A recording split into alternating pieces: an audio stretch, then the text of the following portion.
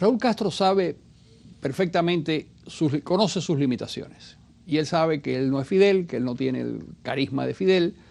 Y habla una y otra vez de, después de Fidel lo que vendrá es el partido. Cuando él dice eso, está diciendo, después del poder carismático, lo que vendrá es el poder racional institucionalizado. La institución, en este caso el partido, va a sustituir ese, o va a llenar ese vacío enorme que deja Fidel Castro. Ahora, ¿por qué eso no puede funcionar así? Si en 1959, 60, 61, cuando comienza la revolución, el proceso se hubiera institucionalizado de una manera más o menos lógica y hubiera coincidido la emoción del pueblo, por una parte, con la institucionalización de la revolución, esa sociedad estaría ya convencida de que ese era el procedimiento para seguir. Ahora bien, 50 años después, con el nivel de fracasos, ya no hay espacio para la ilusión. Es decir, nadie va a creer en Cuba, nadie cree en Cuba que el Partido Comunista, que supuestamente ha gobernado durante 50 años, va a arreglar lo que no ha podido, no es lo que no ha podido arreglar, lo que ha destruido a lo largo de medio siglo. Es decir, la emoción revolucionaria murió.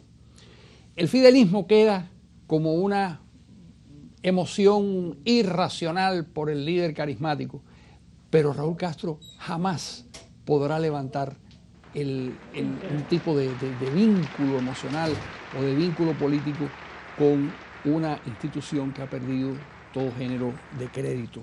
Yo creo que se puede establecer incluso una regla general, y es que mientras más joven es la persona, más alejada está esa persona de la mitología revolucionaria.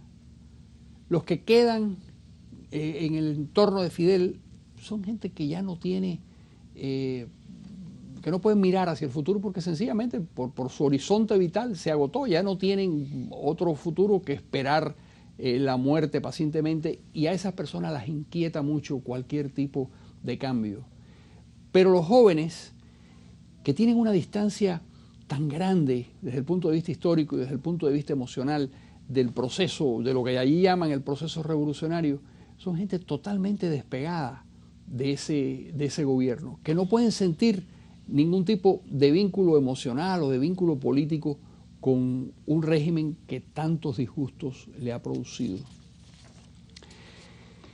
Hubo un pensador, un extraordinario pensador, quizás el más importante de nuestra lengua en el mundo contemporáneo, que fue Ortega y Gasset, que escribió en el tema de nuestro tiempo, que fue uno de sus ensayos más notables, escribió sobre la generación como el elemento, el factor que permitía incardinar a los distintos grupos que iban haciendo la historia de un país. ¿Qué cosa era una generación? Bueno, él la situaba en un periodo de aproximadamente 15 años. Eso es muy difícil de saber porque hay una especie de trasvase de una generación a otra y a veces hay mucha distancia en solo 10 años y a veces pasan 20 años y no hay tanta distancia. Pero en definitiva sí podemos estar seguros que los jóvenes son distintos a sus padres y son distintos a sus abuelos y que tienen otras percepciones, tienen otras lecturas, tienen otras influencias. Bueno, Ortega, que trabajó mucho sobre la teoría de las generaciones, decía que se tomaba del presente aquello que podía tener de bueno y se incorporaba la espontaneidad en la creación, el acento personal. Eso es lo que ha prohibido Fidel Castro.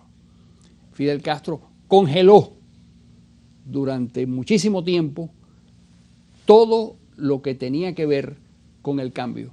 Y llegó, y ese es el colmo del narcisismo, creer que una persona al frente de una generación había podido congelar la historia y había podido precisar qué era lo que los cubanos tenían que creer del mundo, qué era lo que los cubanos deberían saber, cuál era la mirada con la que debían acercarse al mundo, porque él había descubierto todo eso, y lo que él pensaba y lo que él decía y lo que él creía era que lo que los cubanos tenían que asumir. Claro, esto lleva a gente como a Carlos Varela, por ejemplo, el cantante, buen cantautor, a escribir esa canción tan hermosa de Guillermo Tell quiere tirar su propia flecha. Es decir, Guillermo, el hijo de Guillermo Tell no va a estar siempre con la manzana en la cabeza esperando a que su padre le dispare la flecha. Él quiere tirar su propia flecha. Es una canción muy hermosa, es una canción además que es todo un mensaje y que resume todo esto que yo estoy de alguna manera diciendo. La joven generación, las jóvenes generaciones cubanas, y Carlos Varela escribió esto hace ya 20 años, y después de él pues hay muchísimos jóvenes que no han podido tirar la flecha, y como no han podido tirar la flecha, pues lo que han hecho es sencillamente tratar de escapar, tratar de huir de Cuba a bordo de cualquier cosa. Creo que ese gravísimo obstáculo que permanentemente se le pone a la juventud en Cuba es una de las causas del desasosiego tan grande de la juventud cubana, una juventud que lo que está pensando siempre es cómo largarse de ese país, porque ya no tienen esperanza ni ilusión de que alguna vez lo van a dejar tirar esa flecha que decía Carlos Varela. Mientras eso suceda, nosotros lo que vamos a ver es cómo los jóvenes cubanos y cómo la sociedad cubana se va disgregando y despegando cada vez con mayor intensidad del proyecto político, lo que hace mucho más difícil para Raúl Castro heredar el poder y cambiar. Hay en la historia de Cuba varias generaciones muy claramente identificadas.